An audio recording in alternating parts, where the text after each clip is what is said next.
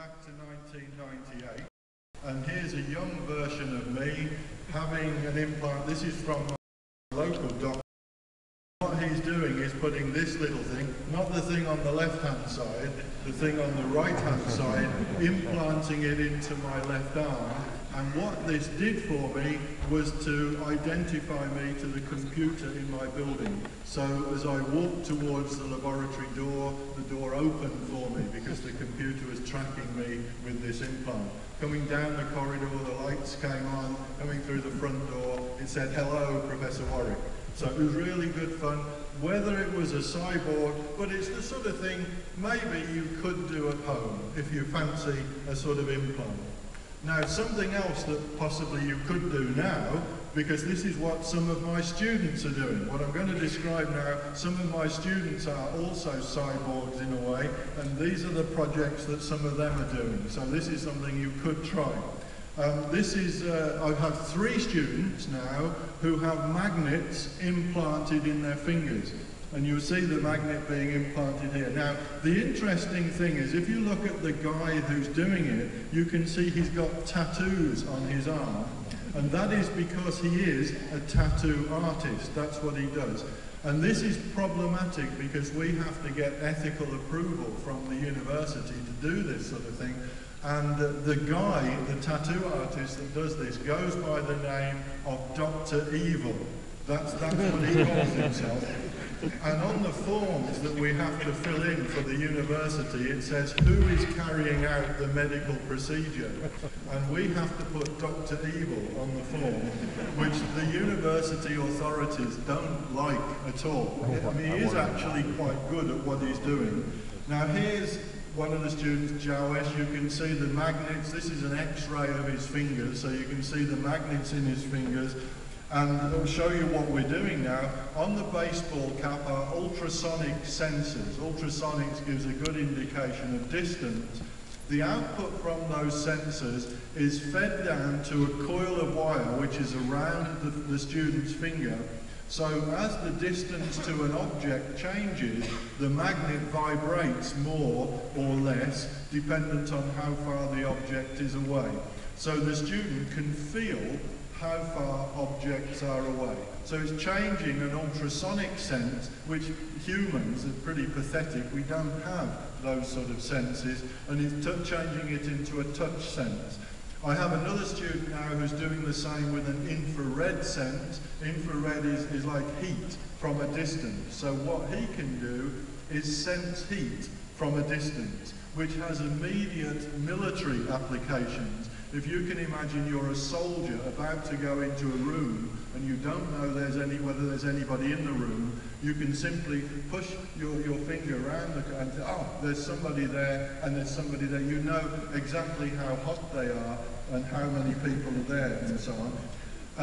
This is Ashley. He won the Best Project Prize last year. What he's doing is communicating via his tongue.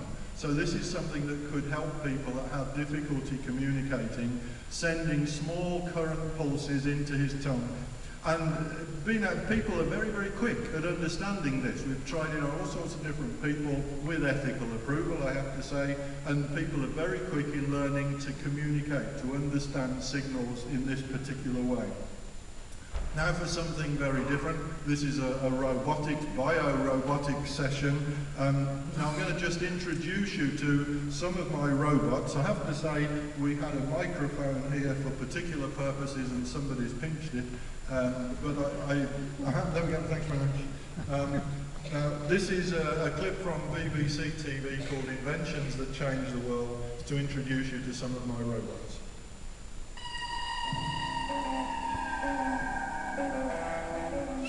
One of the AI community's leading lights is Professor Kevin Warwick. Well, this is a robot head.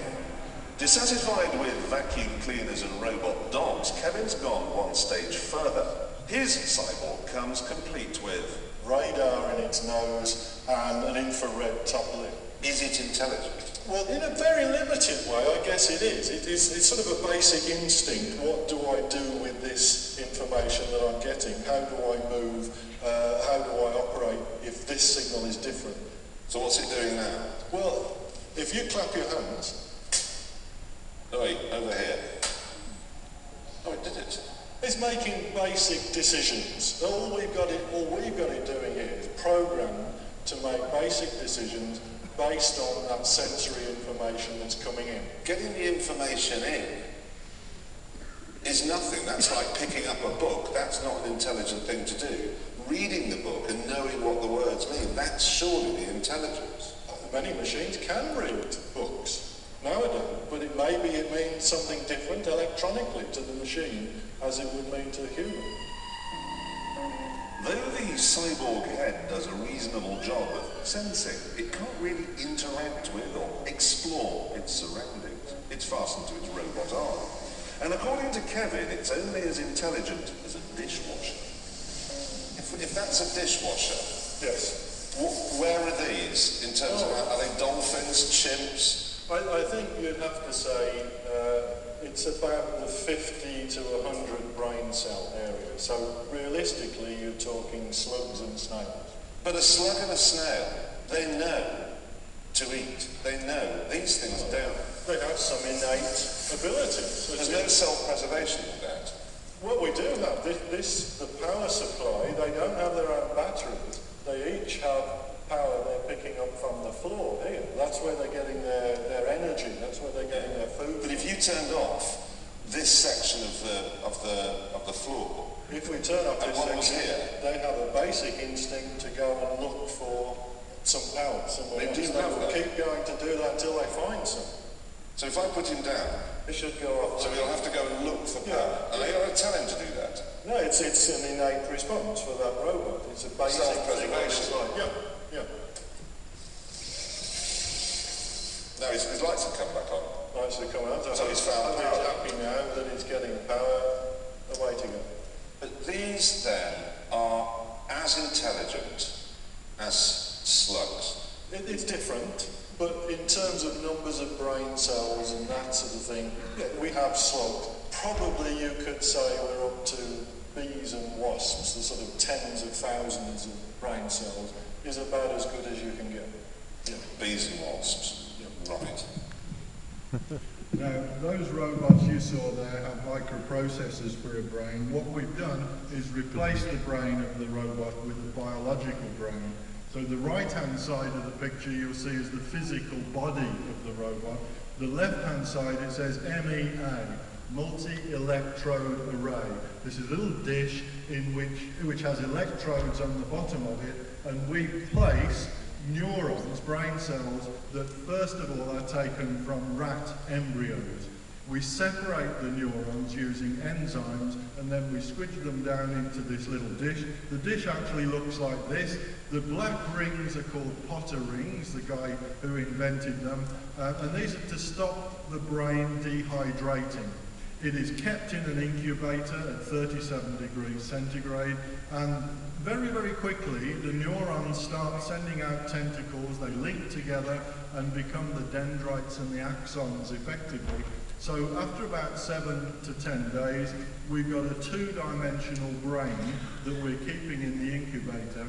We then link it to a robot body, so we give it its physical body. So what you're going to see now, this is a robot with ultrasonic sensors. The output from the sensor, when it gets near to an object, stimulates the brain. The brain will then think about things a bit and change the direction of the robot. So this is what it is supposed to do. Perfect. And this is what it's not supposed to do, is change its mind and turn around. It's only supposed to turn when it gets to war, and when it gets to war, it was supposed to turn then. But this is like a baby robot. This robot is just 10 days old, so some of the time it gets it right. Maybe it was a bit early, but it seemed to be all right. Here we go. Have a look here. Perfect. And then gets it wrong again. Now we can look at this. The brain is linked into the robot body for about 1 hour every day. And we can see how the brain changes, how the neural pathways strengthen over time. And if I now skip ahead, this is the same robot, the same body, the same brain, but after 2 months. So we're looking at the robot now after 2 months, and the brain has been developing. And what we can see is how the brain develops due to habitual learning. That purely the process of doing this same thing day after day after day strengthens the neural pathways that we can look at under the microscope, and you see it now functioning. So this robot has had a university education. You see it performing now. I'm not sure whether it actually hits the wall at all. So the robot itself is a physical robot, and the brain of the robot is purely a biological brain. Now we also have human neurons to use instead of the rat neurons, and we are looking, rather than the 100,000 brain cells, which is typical in the two-dimensional array, in a three-dimensional structure, we're looking at something like 30 million neurons. So what we have here is a robot potentially with 30 million human neurons making its decision. The only brain, there's no computer that's changing the direction other than if you count the biological brain as being that entity. So it's a robot with a biological brain. 30 million, of course, is the number at the present time, but if we increase it and increase it and increase it, of course, there's no technical reason why we can't go up to the 100 billion and beyond, and give a robot a biological brain more powerful than a human brain. When we have a human brain, we look on the therapeutic side, more experimentation, and one of the areas where technology is used is deep brain stimulation, particularly for Parkinson's disease. I'm now just going to show a quick clip of the effect of deep brain stimulation. Typically, we see the electrodes are positioned right in the central area of the brain, and the result is as follows. So what you're going to see is somebody with Parkinson's disease, and then the effects of electrodes positioned deep in the person's brain. I'm going to show you in 2 minutes what was the status of Mr. Plessman when he was referred to us by his neurologist in Belgium. And you see him before surgery, without drug, unable to stand up by himself. He's helped by Patricia Limousin, who's a neurologist in our group, and he's not able to do anything of, as he will tell you, makes your life looking like normal. He's not able to walk. He has having dystonia, which are muscular contraction, deforming the different joints, and this is the best he could do without the drugs, with the help of people around him and mainly his wife and friends. He was referred because the drugs were not working anymore. He was not having any more improvement, and as he will tell you, was just stuck to a wheelchair. This is after surgery. You see the tremor. We turned one of the two stimulators which were implanted in the electrode into his subthalamic nucleus, which is a tiny part of the brain. And you see that in a few seconds, the stimulation induces the stop of the tremor. This is still visible on the other side. We will turn on the stimulator on the right side, and you will see something even more spectacular than that. You will see that the patient feels again free, and he set himself in shape. He will obey Dr. Pollack in doing some tests, even if he feels that those tests are a little bit useless as compared to the feeling he has. He can do that almost normally. On the right side, which is a little bit longer, as you say, and we'll show it on the other side. And then in the walk, he stood up alone. He's without any drug. You see him walking, turning. It was a few days before the Vienna meeting of Movement Disorder.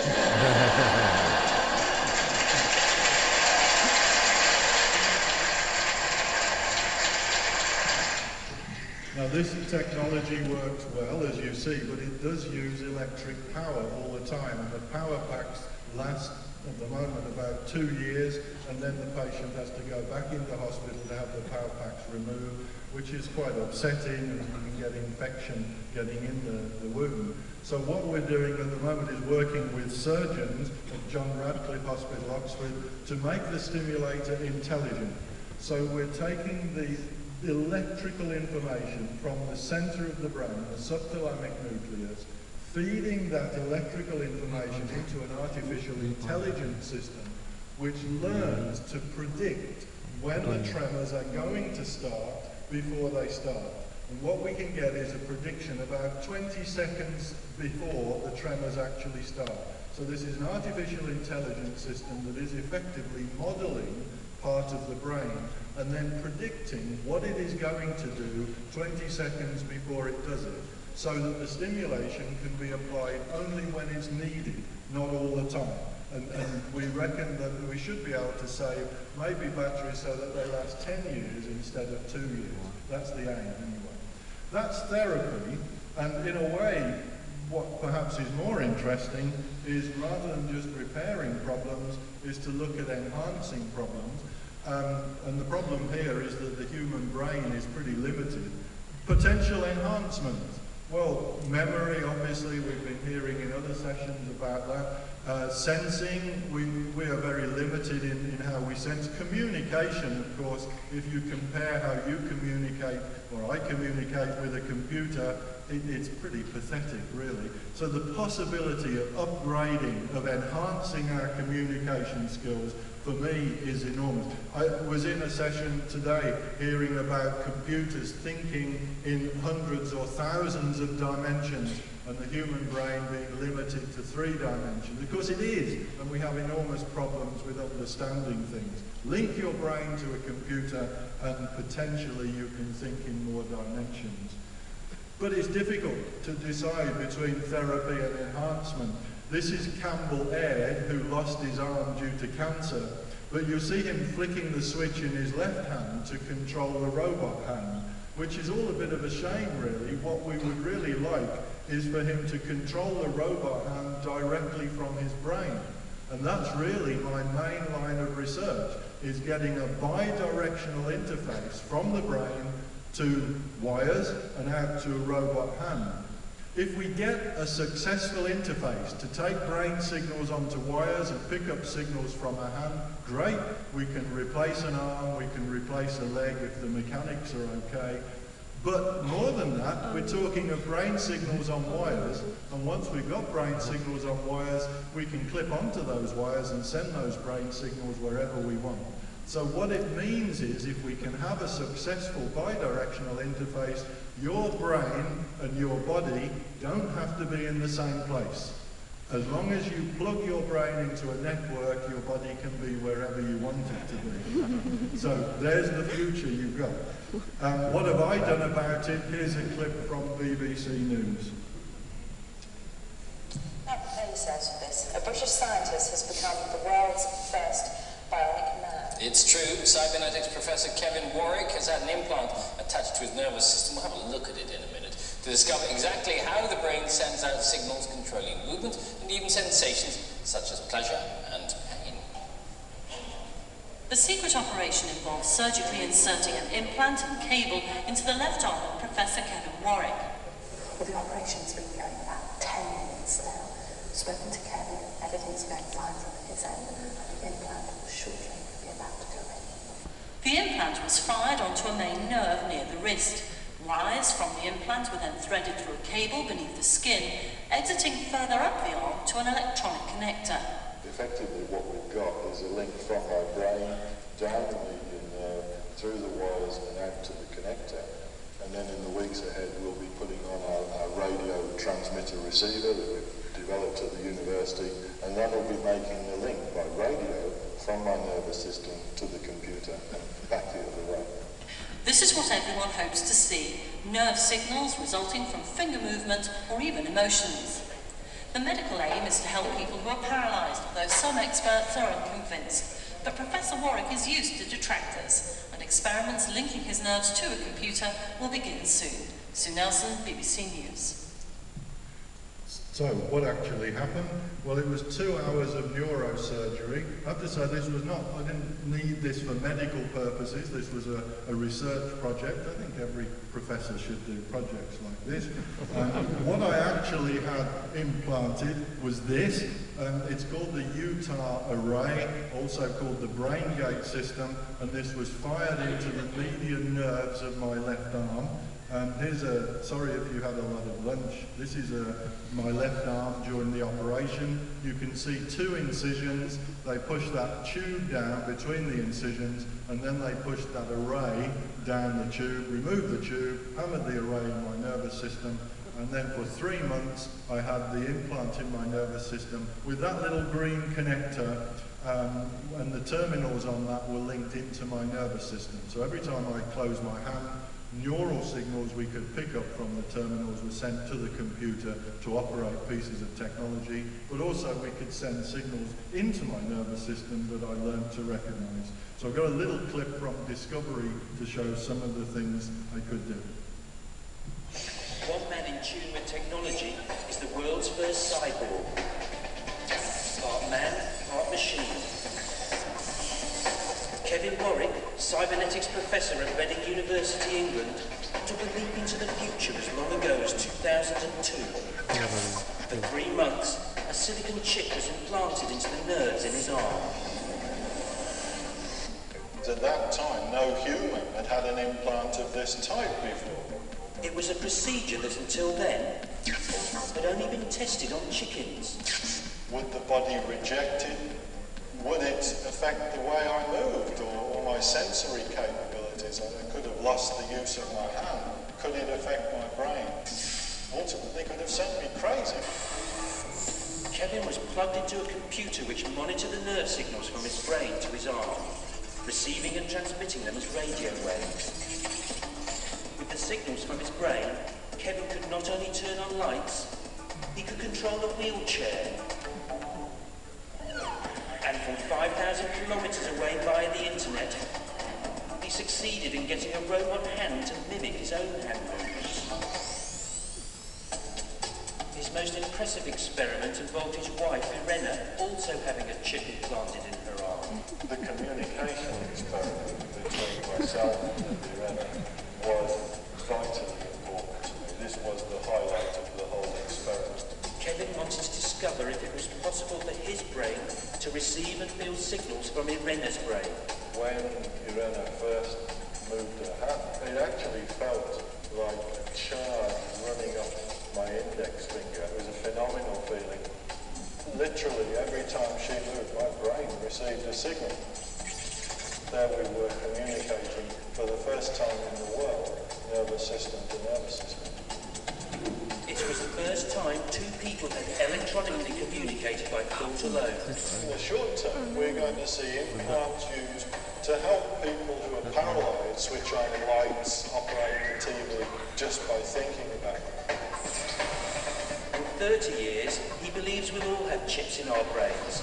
But ultimately, having extra memory, having downloads from the computer, uploading from the brain. So, just to conclude with a few holiday pictures, and then I'm going to introduce my wife. Ultrasonic sensors, extrasensory input. This was fed into my nervous system, so with a blindfold on I was able to detect how far objects were away and move around and not bump into them. My wife helped in a number of ways. Here she's wearing some jewellery, a student at the Royal College of Art in London design. It changes colour, the jewellery changes colour from red to blue, and it was linked to my nervous system. So if you can picture the scene, when I'm calm and relaxed, my wife's jewellery is blue, and when I get excited, so you get where this is going. When I get excited, my wife's jewellery starts flashing red. So she doesn't work in the university, there she is, jewellery is blue, fine, he's not doing anything he shouldn't. And then the jewellery starts flashing red. What is he doing?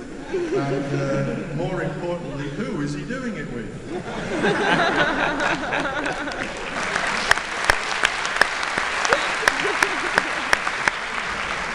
It's not true, I'm an innocent person.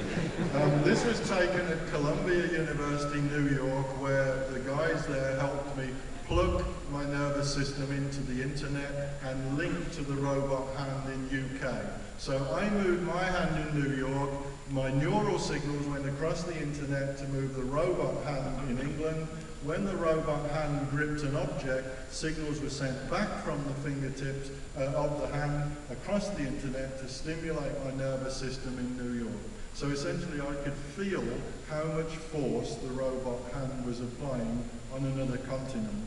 And then the most important thing of all for me was when my wife got involved with the project as well. She had, as she described, electrodes implanted so that we could communicate nervous system to nervous system. And now I'm going to introduce my wife. Yes, yes, yes.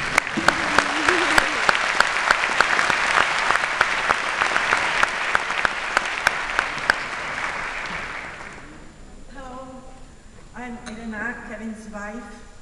I was asked to express my feelings about all his experiments.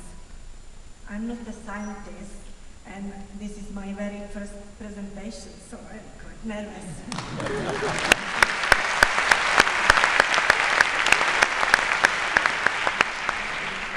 How it started, it was when he planned to have his first implant, and I realized I didn't have any clue about all implants, and he explained to me, and I started to worry about him because it could be infection. And one example was when the doctor wanted to sterilize the implant. He put the implant to the boiling water and it burst into pieces. So you can imagine what everything could happen.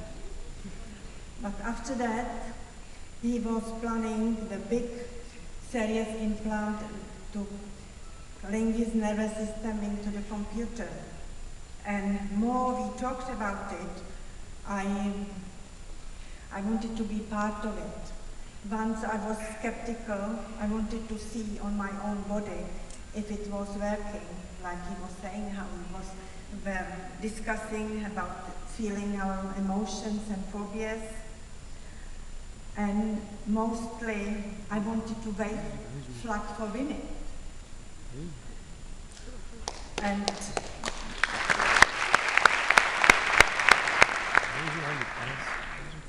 so what I had were 2 wires pushed into my median nerves in the left arm.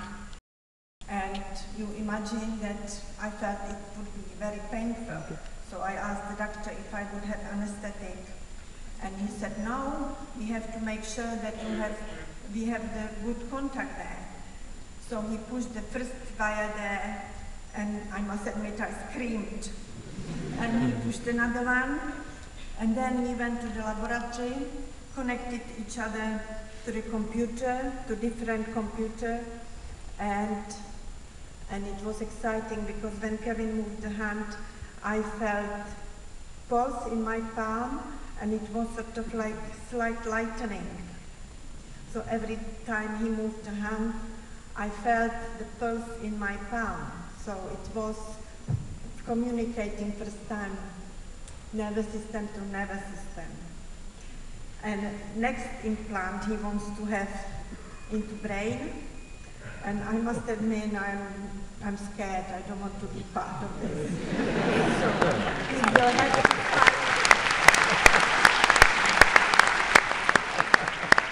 have to find somebody, some other person. But I would prefer if it wasn't a woman, because I would be jealous.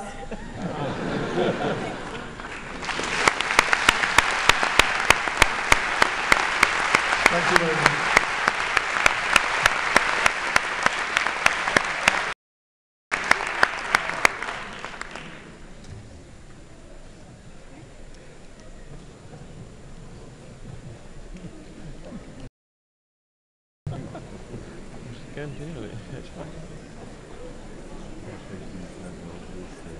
Wow.